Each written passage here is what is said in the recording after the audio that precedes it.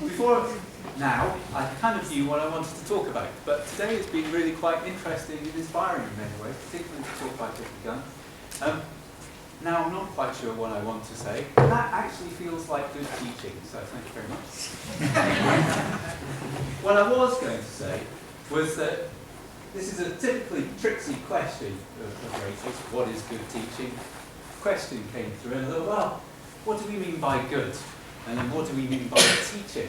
Now, it seems to me that good has changed a lot over time.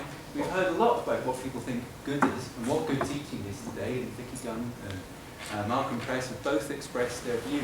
But I think that's changed a lot over the years. If you go back 10 years and you ask people what good was within a higher education context, or who was entitled to say what good was, it'd be pretty obvious. You should go to the academics. They know what's best for their particular discipline area and their subject area. They know what's important. They are the custodians of good. They have the entitlement to decide, to make that subjective judgment, that value judgment about good, what good is. That was all part of academic freedom. And something that's happened over the years, particularly with the new government, is that they've slowly eroded that concept of academic freedom, and they've made it more outcomes driven, what the nation needs, what UK PLC needs, and this is now the driver. So when we talk about what good is now, when we talk about it with reference to what we think the university should be for, that was a question that was addressed to Malcolm Press earlier on, actually that's changed now. What a university for, what good is now the person who's going to be paying for it, unfortunately.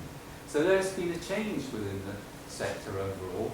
Good is now what students who've got the money are willing to pay for the education that they receive.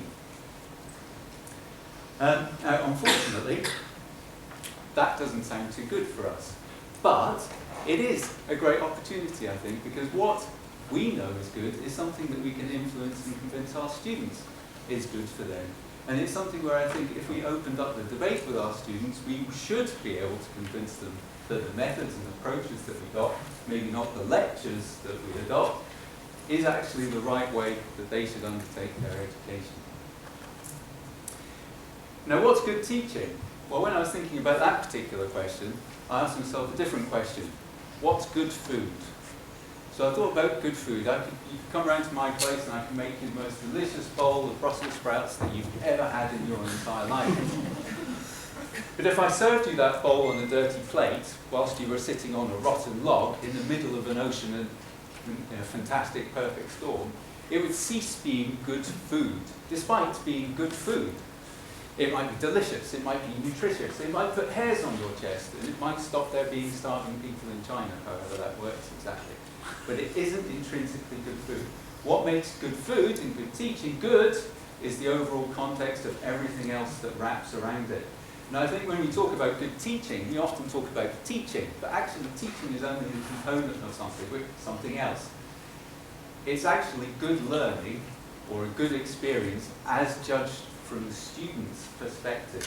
So when we talk about good teaching, I think we should actually flip that round on its head and actually talk about good learning and all of the different aspects that there are of good learning. Good facilities. Are the rooms correct? Is it good that we all sit in a room under artificial light in this kind of environment? No, it's rubbish. Why on earth do we do that? It's madness. And there's lots of other things like that when we think about our teaching. It's the people that you can go to for help and support, or peers, or members of staff who don't have office hours that are 1 hour every 2 weeks. You know, it's all of those kinds of things that can make a difference to what good learning is, or that good learning experience. Now that comes round to, how do we measure this? Well, I don't think we should actually measure good teaching. I think that's a kind of silly thing to measure. What we should be doing, what we should be recognising, are people putting in all of the things that make sense to deliver this integrated good learning experience. So that's having the right kind of facilities, it's having the staff who've got the time available to do the right kind of things. It's having students who are capable of doing the kind of work that they've committed themselves to and we've approved them to be able to do. So that's how I think we should recognise it, and that's how I think we should reward it. Thank you.